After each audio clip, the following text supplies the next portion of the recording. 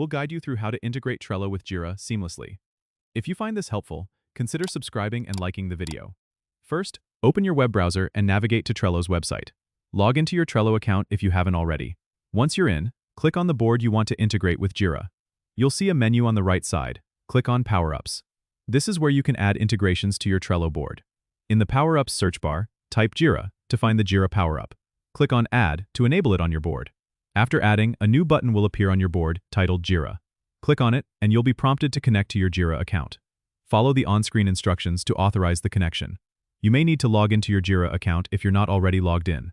Once connected, you can now create Jira issues directly from Trello cards. Open a Trello card to see the new Jira option.